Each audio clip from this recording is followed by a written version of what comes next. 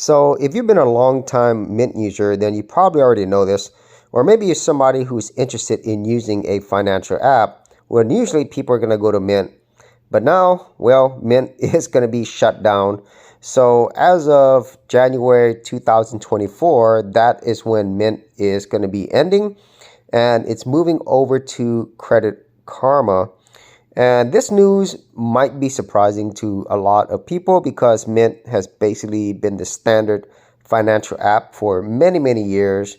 But for other people, they might say like, well, they kind of saw this coming because Mint really hasn't improved that much over the years. And it's all about making money for this particular app. And obviously they weren't making enough. And Mint is actually part of Intuit. So Intuit is a large company. They probably have a lot of products that you use.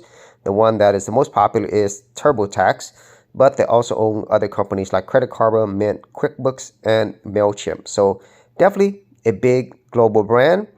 And the thing is, with this move, it's not going to be the same whenever you move to Credit Karma because it doesn't have the same features as Mint. And another thing that I want to highlight is that they're going to be moving over your personal data as well. So this, I think, is also a really big thing that people might not be thinking about. And when it comes to your financials, probably that's going to be one of the most important things that you might want to consider and think about. Now, Mint does offer you a way to download your Mint data if you decide that you don't want to move over to Credit Karma. So with all of that being said, you're probably going to see a lot of articles or videos talking about alternatives to Mint. And although this might be helpful for a lot of people, at the same time, when things like this happen, especially when it comes to your personal financial data, I kind of feel like you might want to look towards using something that is, I would say, simpler, and at the same time that's not tied to these large companies or these companies that collect a lot of your data. And at the same time, if an app does shut down or service does shut down, what do you do then? And so here I'm going to show you an alternative. This is what I use, and I know this might not be for everyone, but I kind of feel if you start with this, it's probably going to help you a lot. And at the same time, you don't have to worry about all these other things, and you could always improve it over time. So this is what I've done. It's super simple. It is just a notepad or text file, and it has the main type of categories of expenses that most people would have.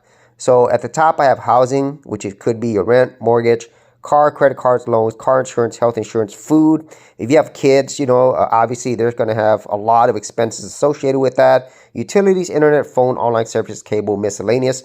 And obviously you could actually add your own or expand it as needed. But in this case, I want to keep it very, very simple. This has worked out for me for many years. And initially this might be difficult, but once you get used to categorizing things, and a lot of these banking apps and stuff kind of already do that for you, it's really easy for you to track your overall monthly expenses. So once you have that, you have your total monthly cost, your total monthly income, and then your remaining income is monthly income minus monthly costs. Now, this is very simple, but I find this effective. And at the same time, you don't have to worry about all these other things associated with the app. And also having these things tied to your bank, your financial account, it kind of makes me feel really wary, especially when it comes to privacy and what they'll do with your data. And over time, if you use this very simple method of tracking your expenses, you'll kind of get used to this. And then you really don't think about it too much because you already know in general what your costs are, what your income, and what's remaining every single month.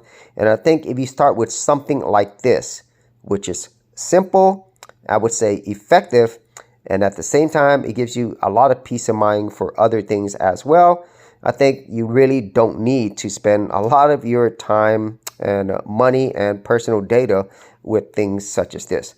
But that is just my opinion on this. You might have something better, but if you actually had any thoughts on this Mint app or any other ways in which you manage your financial life, be sure to leave in the comments area below. And if you did want to see more of my money or debt-free videos, I do have playlists for that. I'll leave it in the description area below.